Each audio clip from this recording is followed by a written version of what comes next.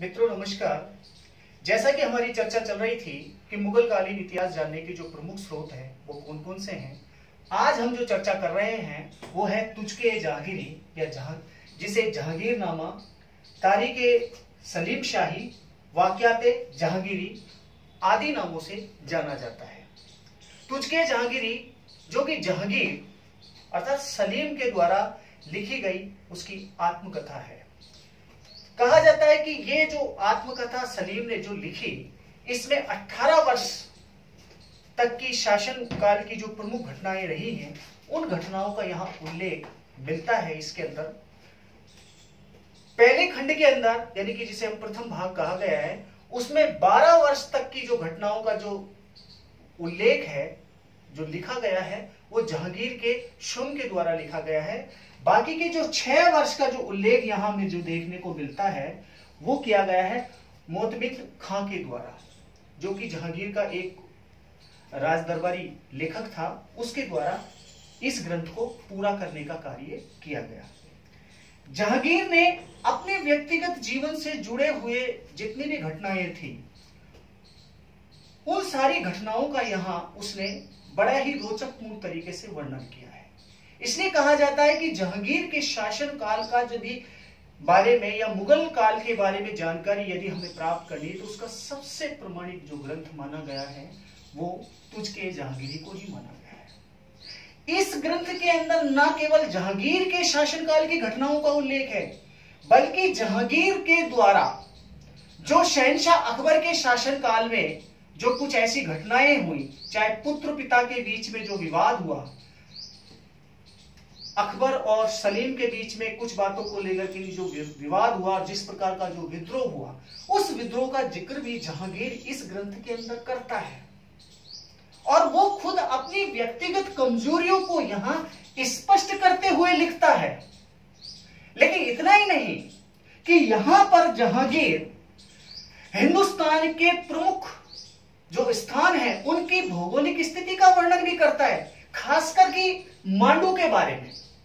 मांडू के बारे में वो उसकी भौगोलिक स्थिति को और उसके जो प्राकृतिक सौंदर्य है, स्थिति है, नैसर्गिक जो वर्णन है, उस वर्णन को यहां वो अपनी आत्मकथा में लिखता है। साथ ही हम देखते हैं कि अकबर के द्वारा जो सुलह कुल की नीति अपनाई गई, अर्थात राजपूतों के साथ में जो उसका जो संबंध थे, राजपूतों के साथ में जो अकबर ने जो उदारतापूर्ण नीति अपनाई गई, उस नीति का भी यहां उल्लेख जहांगीर अपनी इस आत्मकथा में लिखता है। और शायद यही कारण रहा होगा कि जहांगीर के शासन काल तक हम देखते हैं कि मुगल राजपूत संबंध जो थे वो उनकी जो मधुरता थी वो कायम रही थी। निश्चित रूप से अकबर का भी उसके ऊपर कहीं ना कहीं यह प्रभाव स्पष्ट रूप से देखने को मिलता है। लेकिन अकबर के शासनकाल की घटनाओं के साथ साथ जब हम उसके शासनकाल की घटनाओं की जब बात करते हैं, जैसा कि उल्लेखित है कि 1604-5 में जब अकबर की मृत्यु के बाद में सलीम जहांगीर के नाम से हिंदुस्तान का शहंशाह बना और शहंशाह बनने के उपरांत उसने जो अपनी 12 प्रमुख राज्य आज्ञाएं जो प्रसारित की, और उन 12 प्रमुख राज्य आज्ञाओं में उसने जो बताया, चाहे हम मद्य निषेध की बात करें, शराब पर पूर्ण पाबंदी की बात करें, चोर डाकू लुटेरों के लिए उसने हिदायतें दी, फरियादियों के लिए उसने एक बाकायदा अपने दरबार के अंदर एक सोने की चैन लगवा रखी थी, जिसे बजाते ही जो घंटा बजता था उससे फरियादी की आवाज शहंशाह के कानों तक पहुंचती थी और बाकायदा वो उसकी फरियाद को सुनता था। ये तमाम जो बातें हैं वो जहांगीर अपनी आत्मकथा में उनका वर्णन तो करता ही है। यहां सबसे रोचक और सबसे विश्वसनीय जो जानकारी हमें जो देखने को मिलती है वो मिलती है कि जहांगीर के नूरजहां के साथ में जो संबंध थे उन संबंधों के बारे में। हालांकि यह कहा गया है कि नूरजहां के आरंभिक संबंध जहांगीर के साथ किस प्रकार के थे, इसके बारे में विशेष उल्लेख जहांगीर ने नहीं किया है। यहां तक कि उसके पति शेर अफगन की जो मृत्यु हुई, जिसमें कुछ इतिहासकार जहांगीर का नाम जोड़ते हैं या उसके पर आरोप लगाते हैं, यहां जहांगीर उसकी मृत्यु के बारे में कुछ नहीं लिखता।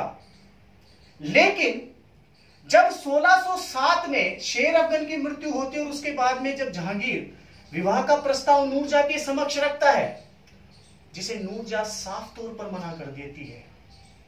जहांगीर को नूरजहां को मनाने में 4 वर्ष लग गए और अंततः हम ये देखते हैं कि 1611 में नूरजहां जहांगीर के साथ में विवाह के लिए राजी होती है।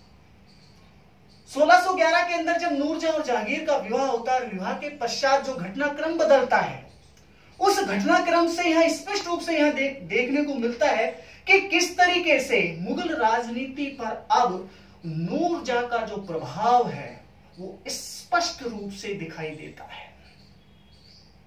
कहने का अभिप्राय कि यहां नूरजहां को वो बादशाह बेगम की उपाधि से सम्मानित करता है।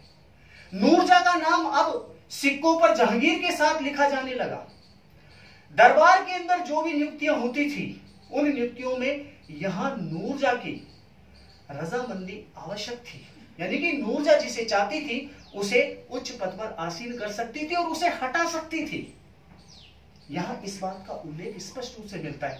और सबसे महत्वपूर्ण बात जो यहां देखने को मिलती है कि जहांगीर अपनी इस आत्मकथा में अपनी एक जो कमजोरी है, उस कमजोरी को भी यहां जाहिर करता है और लिखता है कि यदि नूरजहां मुझे एक प्याला शराब और आधा सेर मांस का टुकड़ा अपने हाथों से पिला दे तो मैं हिंदुस्तान की सारी बादशाह उसके हाथों पे सुपुर्द करूं। और ऐसा किया भी उसने, क्योंकि शासन की समस्त शक्तियां जो निहित थी वो जहांगीर के अंदर तो केवल नाम मात्र की थी, लेकिन वास्तविक शक्तियों का जो नियंत्रण था वो तो नूरजहां के हाथों पर था। नूरजहां और जहांगीर के संबंधों की तो यहां जिक्र मिलता ही मिलता है। साथ में जो सबसे महत्वपूर्ण जो जानकारी हमें एक और मिलती है वो है 1615 और 16 की एक घटना। कहते हैं कि इस घटना का मुगल राजनीति पर, यह मुगल काल में एक महत्वपूर्ण स्थान है। शहनशाह अकबर जिसने मेवाड़ को विजित करने के लिए जितना प्रयास वो कर सकता था उससे कहीं अधिक वो कर चुका था, लेकिन वो अपने जीवन काल में मेवाड़ को मुगलों के अधीन नहीं कर सका था। लेकिन 1615 की वो घटना जिसने जहांगीर ने मेवाड़ को मुगलों के साथ संधि करने के लिए बाध्य किया, इस घटना का भी उल्लेख जहांगीर अपनी आत्मकथा तुझकी बाबरी के अंदर करता है। इन्हीं के साथ साथ हम यह देखते हैं कि जहांगीर जिसे चित्रकारी का विशेष शौक था, उसने बाकायदा एक चित्रकारी विभाग भी यहां स्थापित किया। संगीत का भी वो शौक रखता था। उसके दरबार में कई संगीतज्ञ भी थे, कई चित्रकार भी थे। उन चित्रकारों को वो बाकायदा सम्मानित भी किया करता था। और सबसे महत्वपूर्ण बात यह हमें अगर देखने को मिलती है कि इस समय जो जहांगीर के शासनकाल में जो कला के क्षेत्र में जो उन्नति हमें देखने को मिलती है, वो उसका भी उल्लेख हमें इस ग्रंथ के अंदर देखने को मिलता है। आज के लिए इतना, आगे कल कंटिन्यू करेंगे।